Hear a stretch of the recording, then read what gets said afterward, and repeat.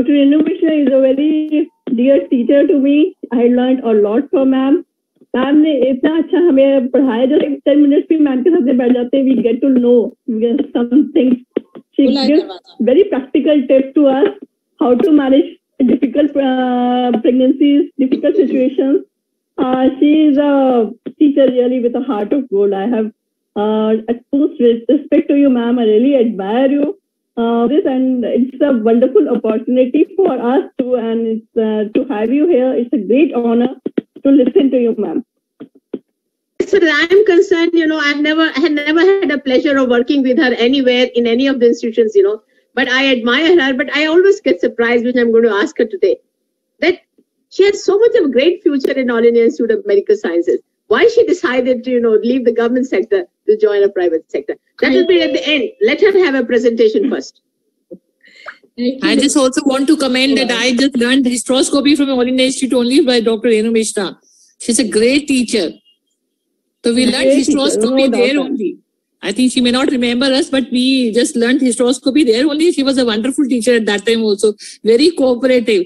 She said, I did this hysteroscopy outside India, and we were not allowed to touch the hysteroscope, but we allowed you to touch the hysteroscope in one case. To every candidate, she has given one case. Thank you so much, Dr. Renu Mishra. We still remember. Thank you so much. Dr. Renu Mishra, over to you. Thank you. Thank you. Thank you, Meenakshi. Thank you, Sharda ma'am.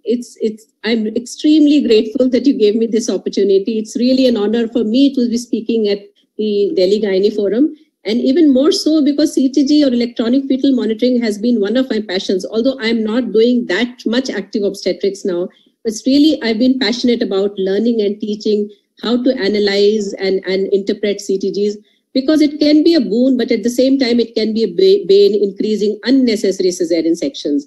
There was a time when I came to AIIMS and the CTGs had just come, and people used to take, patients just with one drop for cesarean section. And it was really, very difficult to digest that, but that was the scenario. Anyway, so let me share my screen. And then I think I had a lot of opportunity to learn more about CTGs in Abu Dhabi, because there every patient you could see, CTG is flowing, and that's how you learn. Because in government setups like AIIMS, we were actually looking at the paper, how much, like 1 feet of paper gone, okay, stop it, because we didn't have that much supply. So Abu Dhabi really trained me very well in CTG, and that's where the book came from. All the CTGs were from Abu Dhabi, actually. So, ma'am, okay, so let me start with this. So the very first question is, why do we need to monitor the fetus? Like we were saying, it's a natural process. Why don't we just leave it to nature? So, well, by and large, nature does do a good job, but at times we see that things will go wrong, and that is the place of the obstetrician. That is where we need to come in and try and save the mother and baby from any kind of harm. So the question, why do we need to monitor the fetus, is because when the uterus contracts, the sinuses are squeezed and temporarily the blood supply to the fetus is stopped. In a good, healthy fetus, this is of no consequence. The baby has that much reserve that it can actually, like if we hold our breath for 30 seconds, nothing happens to us. But if a fetus has a borderline oxygen reserve, like IUGR baby, or where the mother already has some problem, heart problem, already has low PO2s, these are the babies which will develop overt hypoxia during labor when the uterus contracts. We also know that 40 to 60% of stillbirths have hypoxic etiology, and that intrapartum hypoxia accounts for about 10% of cerebral palsy cases. So as an obstetrician, one of our prime jobs in labor is to try and diagnose in time fetal hypoxia, which is increasing, and we intervene at a time when we can actually save this baby from harm. So at the same time, while we are trying to prevent hypoxic damage to the baby in terms of brain damage or fetal death, it is also important to maintain the lowest rates of obstetric interventions. That is the downside of technology sometimes, that because of use of more technology, we do tend to intervene more, sometimes without any proven benefit. At the same time, I must also say that there is no fetal surveillance method which provides 100% detection of fetal compromise. So we have to learn the methods that we have or the tools that we have to the best of our knowledge, and that only comes with proper training. So what are the methods of interpartum fetal monitoring? So Meenakshi has also already highlighted a little bit about it, about intermittent auscultation. I will not repeat all that.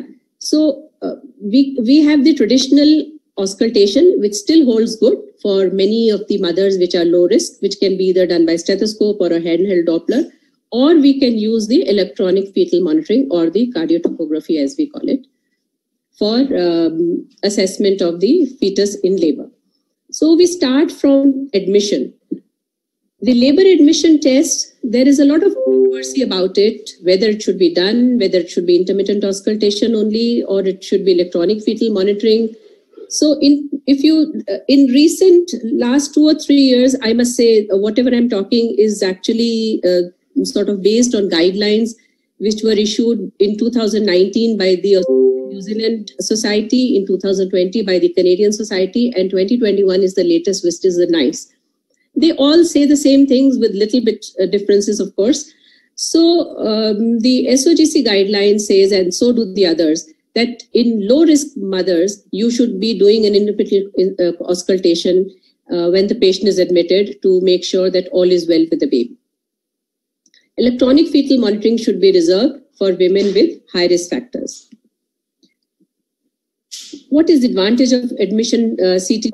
So the advantage is that when a patient comes to you in labor, you may detect a compromised. Now I'm talking about admission CTG, not intermittent auscultation. So because many hospitals around the world I have seen would do a short CTG on all patients, although the guidelines do not recommend that. But apart from the guidelines, the reality or the practice is different in many hospitals. And I have seen a lot of places where they will do a short strip of 15 to 20 minutes and then decide whether the woman needs any extra monitoring or she can be channelized to intermittent auscultation as a low-risk patient. So the advantage is that you might find, though it is not very often, but once in a while you will find a compromised baby in an otherwise low-risk woman. The disadvantage is that it has been shown to increase the chances of continuous CTG, and it may increase the risk of cesarean section, though there is no clear evidence to show that it will increase the cesarean section rate. But of course, if like I said, the interpretation is not proper, then it may lead to more interventions. Interestingly, the Australian guideline says that the RCTs which are done, which have actually shown that admission CTG should not be done because it increases intervention, it increases the chances of continuous monitoring during labor, which may not be required. It says that the RCTs did not have adequate size to be able to show a small but significant difference in problems like HIE in the baby, which is obviously due to hypoxia during labor. And they said that also the trials which were published, there was one major trial which actually weighs most of the Cochrane and RCTs, saying that intermittent auscultation should be used and CTG should not be used for admission. So it said that all these trials were done in hospitals with 1-to-1 midwifery patient ratio, which all hospitals in Australia and obviously in India may not be able to provide. So what they said, that admission CTG may actually confer a benefit in small number of patients, and women here in Australia accept an increase in cesarean section rate, even if the fetal benefit is small. So they are happier to have the electronic CTG on admission rather than thinking of the increasing cesarean or interventions. I just wanted to show you one case where admission CTG actually led, let me tell you the case. So this was a para 1 admitted at 34 weeks with bleeding PV, fresh bleeding and abdominal pain. She was not hypertensive or diabetic. Routine ultrasound shows placenta was upper segment, so there was no placenta previa to explain the bleeding. Per abdomen examination showed that uterus was irritable, and PV examination showed the patient was not in labor, but there was fresh bleeding. This was the CTG. So if you see that the CTG is, the baseline is about 150, which is okay for a preterm 34-weeker. But what is significant here is that uterus is irritable with small little contractions. You can actually see very clearly these are type 2, what we used to say earlier, late decelerations. On the basis of this admission CTG, patient was taken up for cesarean section immediately. A 1.4 kilo baby, APGAR 5 and 7 were delivered. There was velamentous insertion of cord and there was a retroplasmic clot of about 200 ml. So this was a good outcome of an admission CTG in terms of that it could actually save a baby which may or may not have survived if the patient would have been left to intermittent auscultation. Coming to intrapartum monitoring, like Meenakshi said, we need to do intermittent auscultation either in low risk. We can do every 15 to 30 minutes in first stage or every 5 minutes in second stage. CTG should be used when there are antenatal high-risk factors which may increase the risk of fetal hypoxia during labor, or during labor if conditions arise which can increase the risk of hypoxia to the baby, then you can switch to continuous CTG from intermittent auscultation. So this is a list of the conditions or situations where you may move from intermittent auscultation to CTG. This is the NICE guideline 2021. It's freely downloadable on the net, so I will not go into all these reasons. And these are known to all obstetricians. If there's fresh bleeding, if there is pain, which you think in a previous section, maybe because of uterine rupture, all these conditions, or a delay in first or second stage, you would obviously prefer to switch on to a continuous CTG. Coming to CTG itself. So it has basically 4 components: the baseline heart rate, the baseline variability. At some time, long time back, we used to talk about short-term variability, long-term variability. Thankfully, it is all out. We just talk about baseline variability, which is the zigzag you see in the baseline, and the amplitude of those variations in the baseline gives you the baseline variability.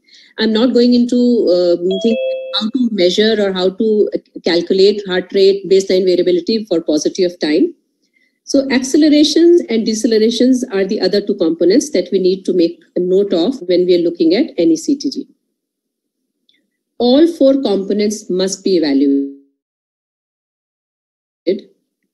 Presence of accelerations is reassuring because it shows that the sympathetic system is working, which indirectly tells you that the brain is well oxygenated, the fetal brain.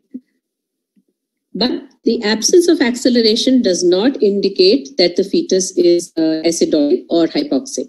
So if the rest of the parameters are good, then simply not having acceleration does not mean that the baby is at risk. So these 4 components, now what are the abnormalities that we can see in these components? So when we talk about baseline heart rate, then you could have tachycardia, you could have bradycardia. If it gets prolonged, you call it prolonged deceleration.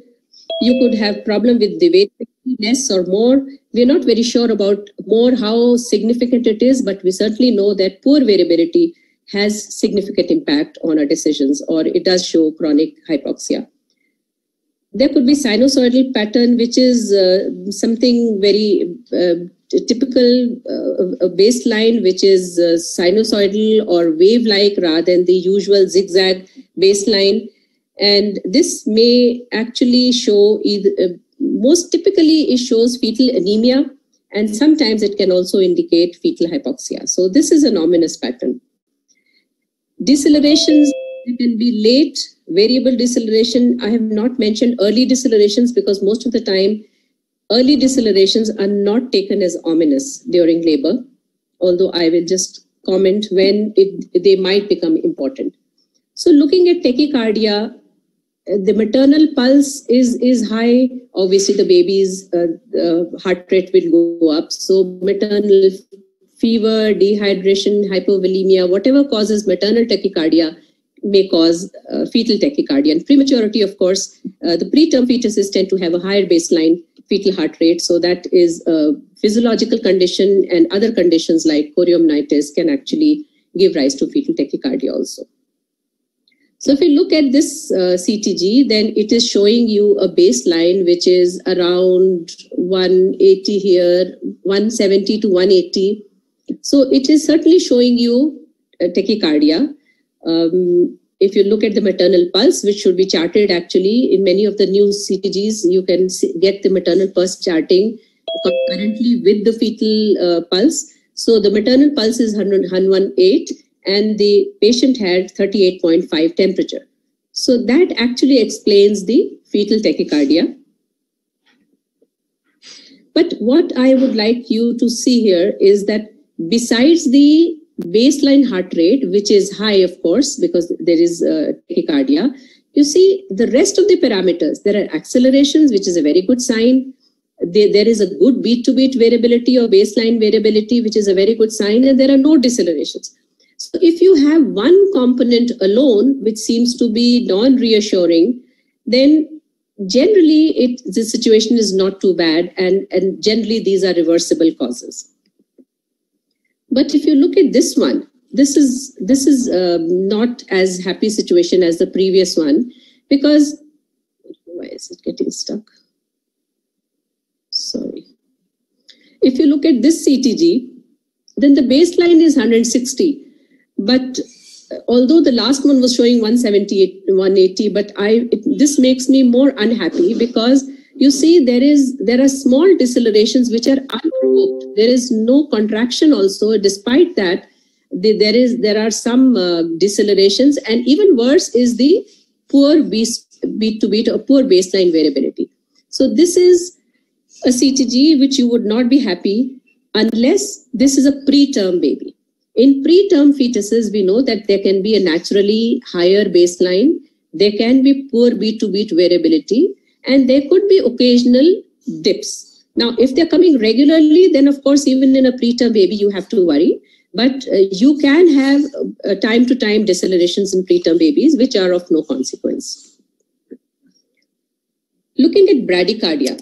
So bradycardia, fetal bradycardia could be again due to maternal bradycardia, which the commonest cause is posture. So make sure that women during labor are not lying flat or for a long time to cause supine hypotension. She's vomiting, straining, hyperstimulation, hypotension. All these are causes for maternal bradycardia, which may reflect in the fetal heart rate. Fetal, of course, on the fetal side, the most we are worried about is asphyxia or hypoxia, which may be leading to fetal bradycardia. So this CTG, if you see this baseline was fine, variability was fine, and then suddenly you find a big drop, which is going on for 1, 2, 3, 4, 5 minutes, almost 5 to 6 minutes, which is very, very scary. But as soon as the patient is turned to left lateral here, the baseline variability also improves and it actually comes back to baseline heart rate. So this, though it looks so scary, but a simple maneuver as turning the patient to her side actually brings the heart rate back to normal. This is while she is vomiting. To capture such CTGs, you need to have a fetal scalp electrode because with abdominal ones, they move as soon as the patient is straining. This CTG shows you tachysystole. You can see that here, these contractions, there is a raised baseline tonus, which is sort of going on for quite some time without relaxing. So just as important it is to see that the uterus contracts and the contraction goes up, I mean the recording, there should be an adequate relaxation period in between contractions. Very important to maintain fetal oxygen. That is the time when the fetal is actually receiving good amount of blood supply. And so with this, you can see that heart drops because of this continuous contraction and poor oxygenation. And what is wrong with my internet? Am I audible? Am I clear? Hello? You are heard. You are heard. Yes, ma'am. You're clear, ma'am. Screen is saying my internet is unstable, so I wasn't sure. Okay. So if you look at this, now you are getting deceleration here. Is sort of a prolonged deceleration. And but the good thing, you have accelerations, you have good baseline variability. So again, this kind of situation can be tackled easily If she's on oxytocin, you stop oxytocin. Otherwise, you can give her terbutaline injection. If that doesn't work, or if she's not on oxytocin, just bring down the frequency and intensity of contractions and you are fine. Coming to baseline variability. So we all know that baseline variability, if it is low, what could be the explanation? Simple one explanation, which is physiological, could be the baby is sleeping. But if you see there are studies to show that most babies, the sleep pattern does not last for more than 20 to 30 minutes, and maximum 50 minutes should be the upper limit. And if the baby is still sleeping, you either try and wake him up with the scalp stimulation, or you need to do something. This is not, if it goes on, then it may be reflecting chronic hypoxia. So, and like I said, increased variability. Now the latest NICE guideline says that it should not be there for a long period.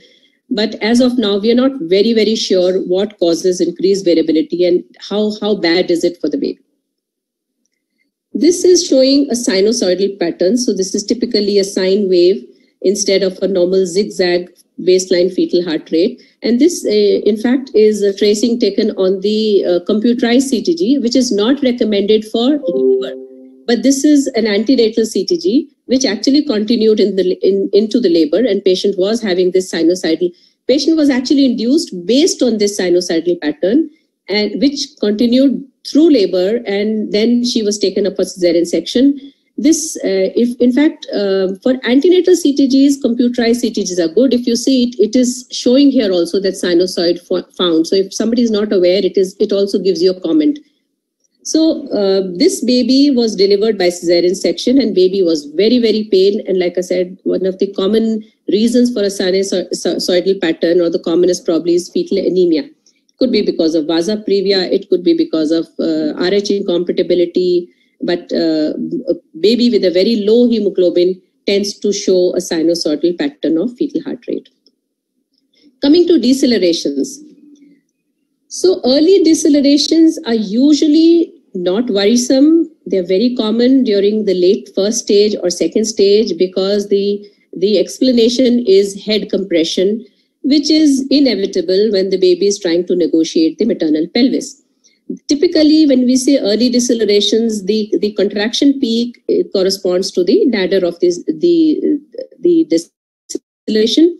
But if you see the baseline is pretty stable, shows good variability. So these are usually, we don't worry too much about seeing early decelerations. One thing I must say here, that a lot of people I see, when they put a CTG during labor, they do not put a contraction belt. And unless and until you've got a contraction tracing in front of you, you cannot say what kind of decelerations you're getting. So early decelerations are generally, they don't bother you unless they are happening in the early first stage, because that may be a sign of CPD, because the baby is trying to negotiate. It's still early labor, but the pelvis does not allow the baby to go through. So the baby may manifest with early decelerations in that case. And in such a scenario, it may become important. And if you leave it longer, then the baby will start showing either complicated variable decelerations or late decelerations. So late decelerations, we've always known that they reflect placental insufficiency or poor oxygenation. Like I said, when the uterus contracts, at the peak of contraction, it actually blocks the fetal supply, blood supply for a little while. And if it's a borderline reserve fetus, then it will show a fetal heart drop, because it is not getting the blood supply here. So as you see that the peak of contraction passes, the fetal heart rate drops, and after some time it picks up and comes back to its normal baseline. It's typically a late deceleration, which is seen in the waning phase of the contraction. That is why we are also taught that when we are doing intermittent auscultation, we must auscultate when the contraction is going away, when it is receding. That's the time to auscultate, because that's the time you will be able to diagnose a late deceleration on auscultation. Variable decelerations are very common. Again, generally, we do not get scared looking at variable decelerations. They're called variable because you can see they vary in shape, size, to what length, what extent it is dipping the fetal heart rate. So these are very common and usually innocuous.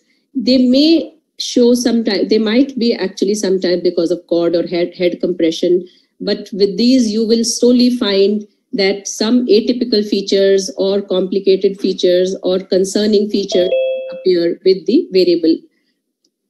When you look at the guidelines over the years, the nomenclature keeps changing just to confuse us. So with variable decelerations, earlier they were called typical and atypical.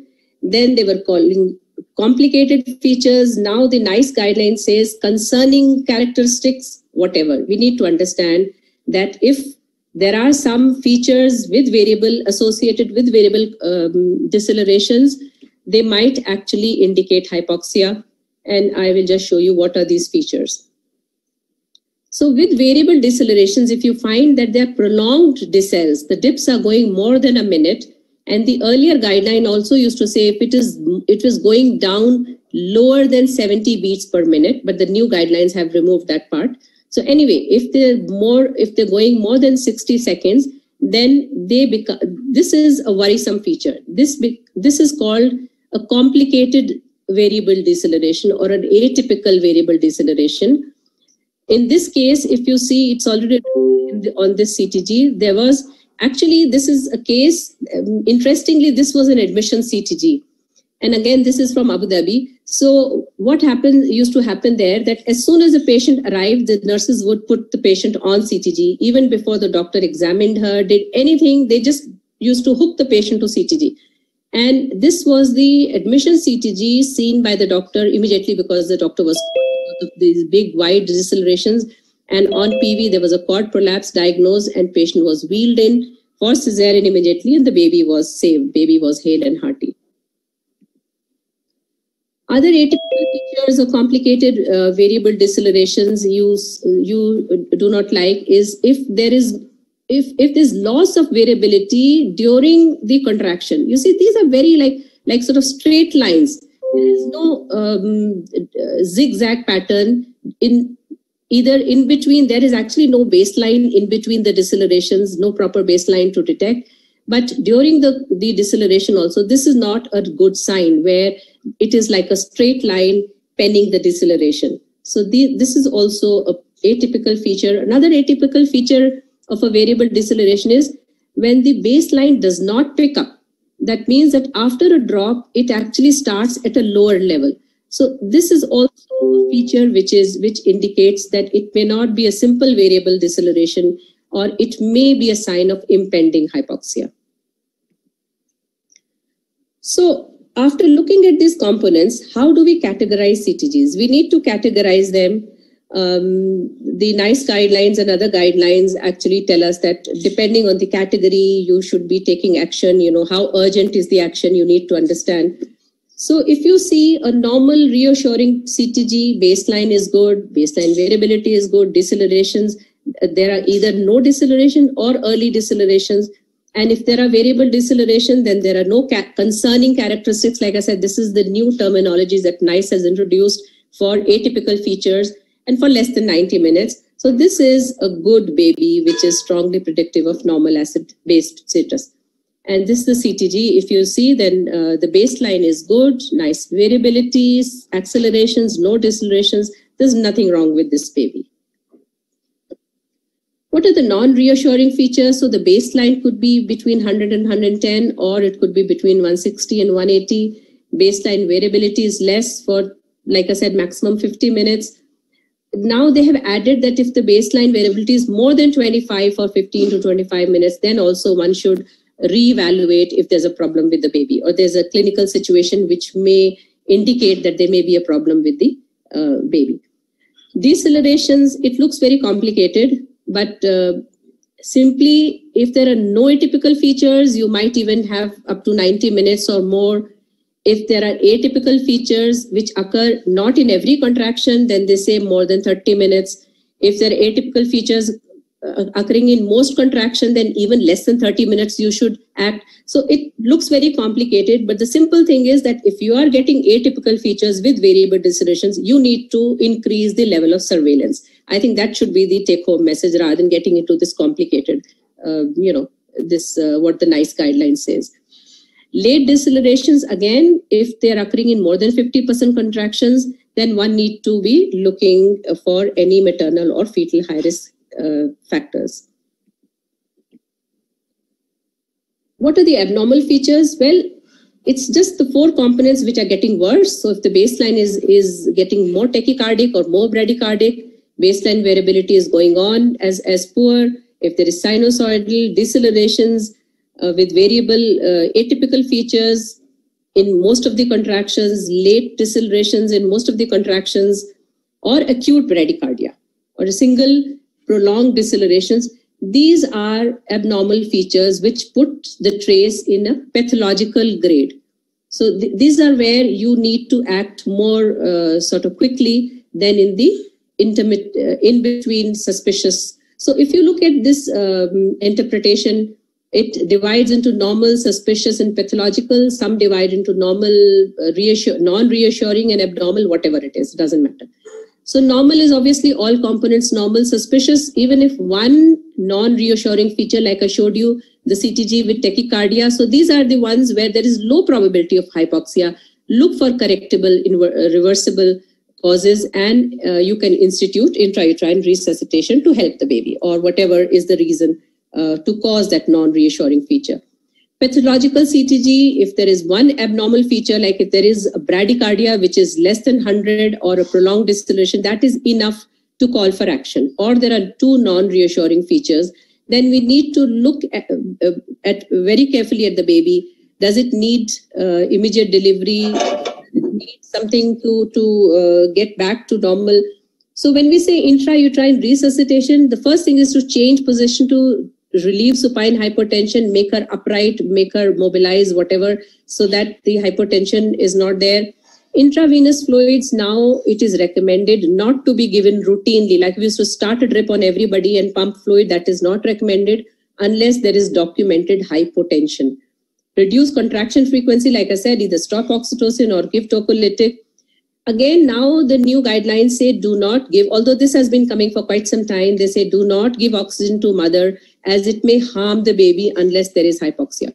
Well, there is a controversy about harming. We're not very sure whether it will harm or not, but what certainly we now know is that it doesn't do any good. There's no evidence that it really improves the fetal oxygenation if the mother, unless the mother is hypoxic. But in a normal patient with a good SpO2, if you're giving her oxygen at a high rate, probably doesn't do any good. So what do we do if there's a pathological CTG? Review clinical condition, like I said, intrauterine resuscitation. And then you need to confirm fetal well-being. Either you are delivering the patient, or if you're not, then you need to confirm that this baby is compromised or not. So either I should have put it in the other order. You do fetal scalp stimulation, which is a simpler thing. Just tickle the baby's head and see whether there's an acceleration. Or you do fetal blood sampling. Not everybody is comfortable doing fetal blood sampling, even abroad. But it is something which is not so difficult, can be learned. The problem is you need to probably do it repeatedly if you're going to go through labor and deliver this patient. And otherwise, if you feel that the situation demands, deliver the patient. Some CTGs will require urgent delivery. So it is worse than pathological. So now a new thing has been introduced by most people, that urgent delivery should be where there is acute bradycardia or baseline is more than 3 minutes, prolonged deceleration with baseline down for more than 3 minutes. So prepare for delivery. In the meantime, you can institute a resuscitation. But if this does not get better within 9 minutes, deliver the patient. Usually these acute events are associated with cord prolapse, uterine rupture, or abruption. So you have to make all preparations for delivery. And within 9 minutes, if it improves, then you might think again. But otherwise, you should be ready to take the baby out. So this is one of the patients which I want to share with you. So this patient was a para 1 with previous cesarean section, admitted to the labor ward in very early labor. She was just getting very occasional contractions. She was just lying around. We were watching her, waiting for her to set into labor herself, or we were wondering whether we should start oxytocin. Anyway, suddenly you get a call from the labor ward that patient has deceleration. And then this deceleration went on. And the patient was literally wheeled with the bed to the OT, cesarean done, but could not revive the baby. Baby was gone. When we reviewed the CTG, the earlier strips, then we found that there were 3 or 4 dips in the previous 1 hour, which was not very bad, but then there were certainly decelerations in the previous 1 hour, which if somebody had noted them, then this baby could have been saved, which was very, very sad. So one message which I want to give here is that it is not good to just have continuous CTG. If somebody is not looking at the CTG, like you are supposed to do intermittent auscultation every 15 to 30 minutes in first stage, similarly, somebody has to be watching, at least not, if not continuously there, somebody has to see this CTG every 15 to 30 minutes and make sure there's nothing wrong. And it should be signed, dated and signed with time, so that, there is a documentation that, yes, you have seen the CTG at such and such time, and it was okay. So it also has a medico-legal, purpose to it. The last thing, after delivery, what can we do to confirm metabolic acidosis in the baby in the intrapartum period? So you can do cord blood analysis. So it is recommended that a paired umbilical artery and vein samples, that means from both, it should be taken.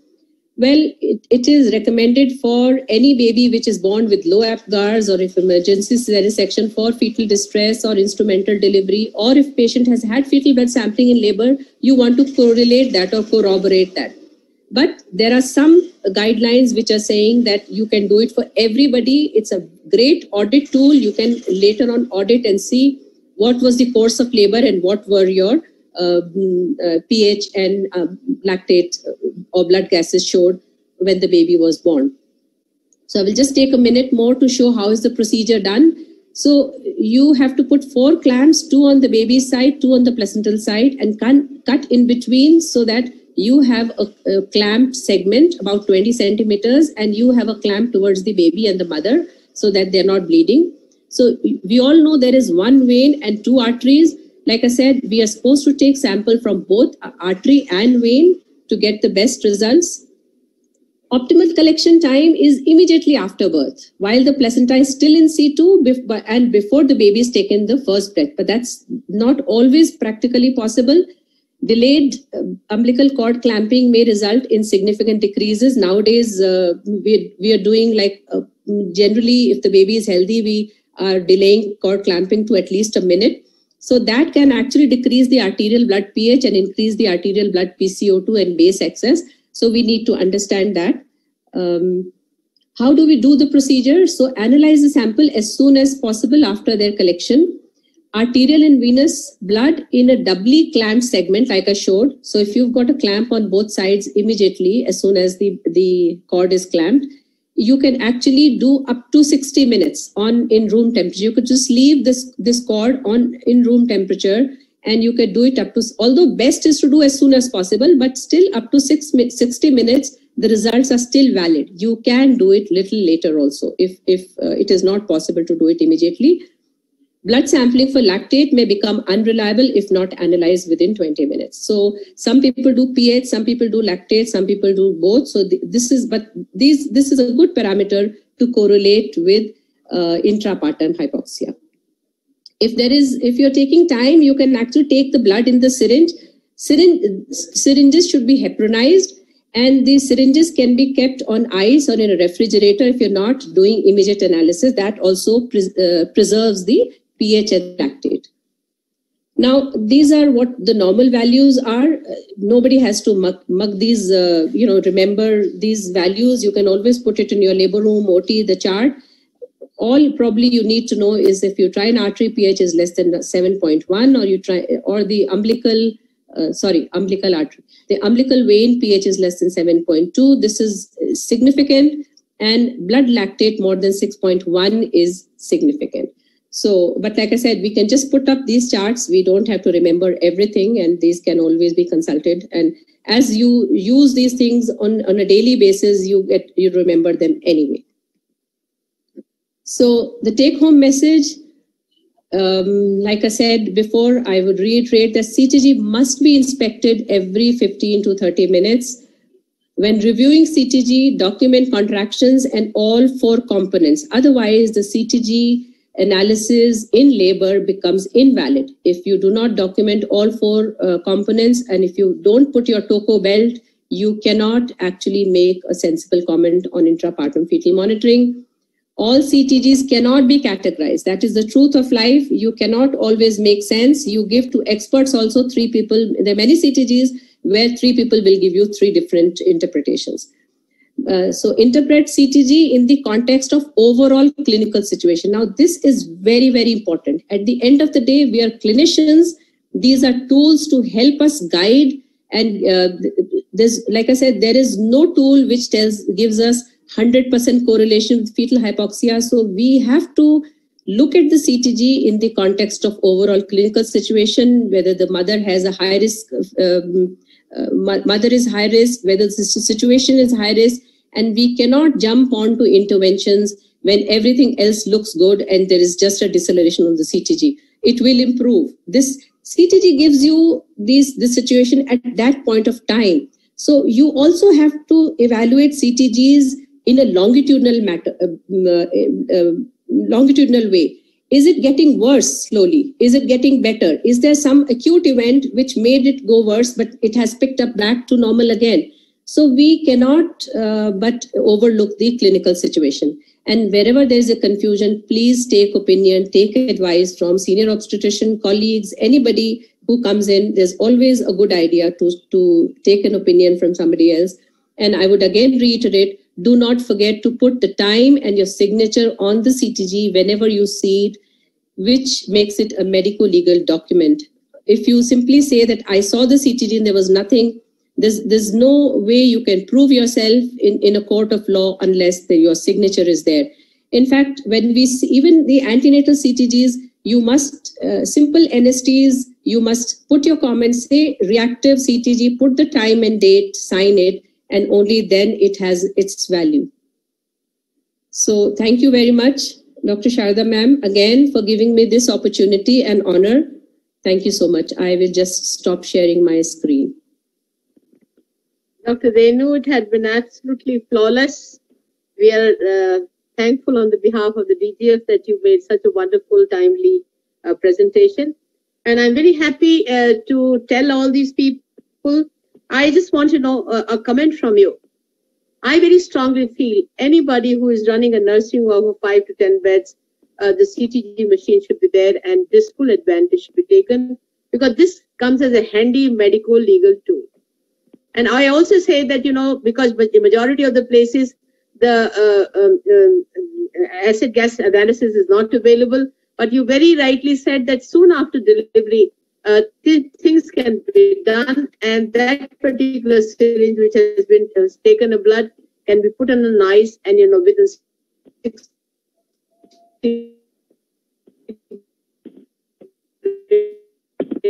minutes or you know it can be processed. Also, before I ask Dr. Jyoti Bhaskar to make her comments about it, we find, Dr. in Delhi Medical Council as well as in NMC. That, you know, nearly 15% allegations are there.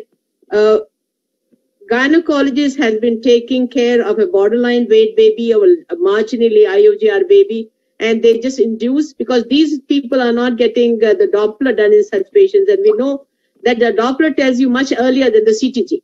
So they do not take advantage of the Doppler, and the CTG, which is there, they induce and then suddenly find without giving much of signal the baby is not there. So I will like you to give them an advice, and I like you to also tell them that CTG machine for a medical legal purposes, these two tools which you just now told, these are very, very important. So I like your comment on this before we ask Dr. Jyoti Bhaskar to sum up. Dr. Renu. Yeah, first of all, ma'am, CTG should not be done if it is not indicated. You know, people keep doing... No, I want you the machine should be available or not? Your recommendation to small or not? If they have the machine, they will definitely learn it. Ma'am, say it again. Can't hear me? Ma'am, your voice was breaking. Now, see, the question is, I just want a recommendation by you, the obstetrician who are practicing, who have a small nursing home, whether they should own a CTG machine or they should not own a CTG machine. Because I find if they have a CTG machine and they say everything was going all right, then, medical legal cases are piling against them, because if there is anything asphyxia in the baby or anything baby dies perinatally, then, should they have the CTG machine? If they will have the CTG machine, they will learn it. And then you also... Ma'am, switch off your video for a minute. Your voice is really breaking. Tell them that at birth, they can definitely... Dr. Jyoti Bhaskar, you want to say something? I can't see Dr. Jyoti Bhaskar. Actually, ma'am, the guideline development... Anybody wants to make any comment? Yes, ma'am. Can I read a paragraph from guideline developing group regarding the same matter? Yes. They have written that in countries and settings where continuous CTG is used defensively to protect against litigation, all stakeholders should be made aware that this practice is not evidence-based and does not improve the birth outcomes. Clinicians must be better protected from litigation by keeping good medical records which clearly indicate findings and rather than relying on continuous CTG tracing, especially in low-risk patients. They have written this. So it has to be used only in high-risk patients, and because in low-risk patients, if you use them, they restrict other interventions during which can be beneficial intervention, like patient can be mobile, she can change her position to make herself comfortable, she can walk around freely, and sometimes women feel stressed when the CTG machine is put on their abdomen. So that are the few disadvantages that CTG can have, especially in low-risk patients. Renu ma'am, you want to make a comment? Yeah. Yes, ma'am.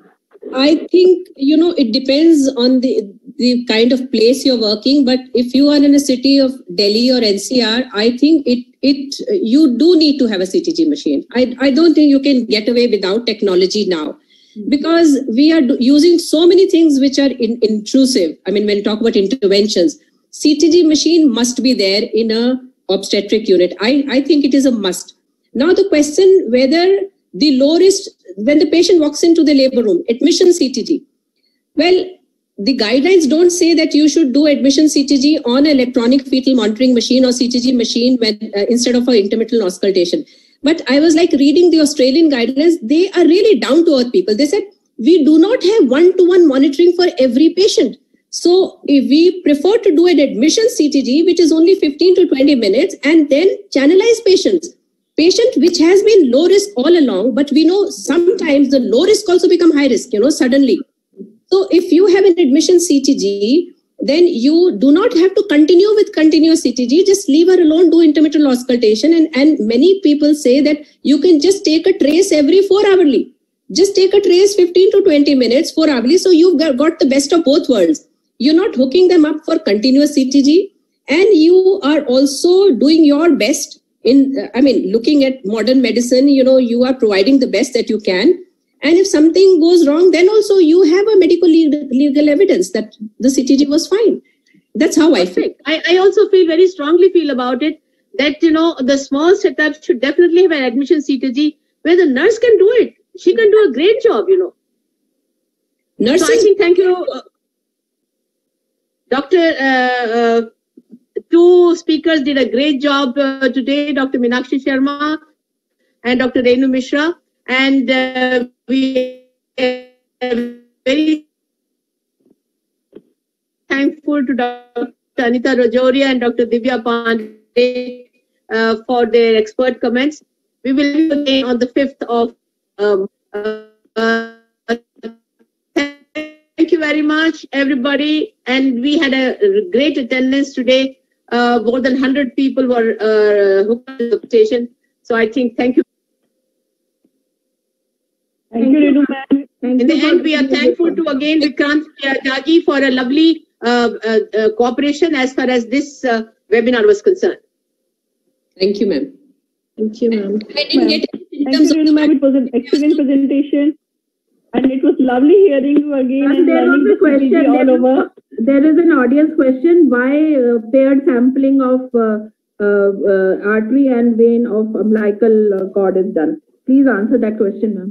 Because there is a difference in the umbilical artery and vein as far as the pH and CO2 is concerned. So they say if you take both, then it is better. You can compare it. If you can't take both, then take arterial. Because arterial has got the lower values, because arterial is coming from the baby.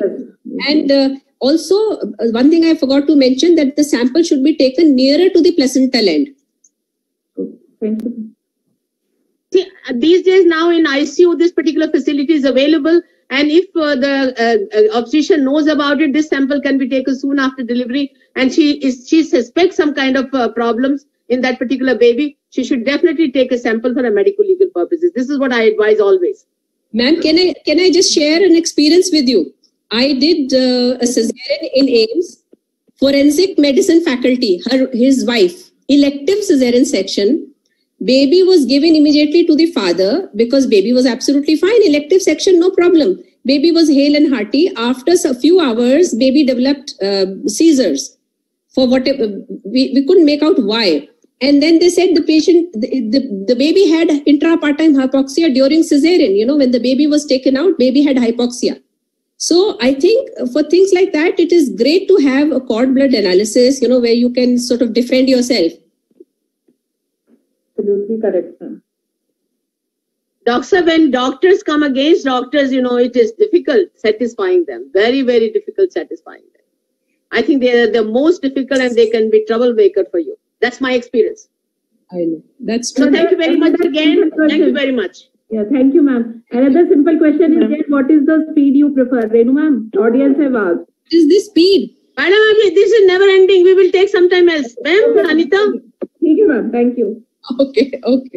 Thank you, ma'am. Thank you, ma'am. Thank you, ma'am. Thank you.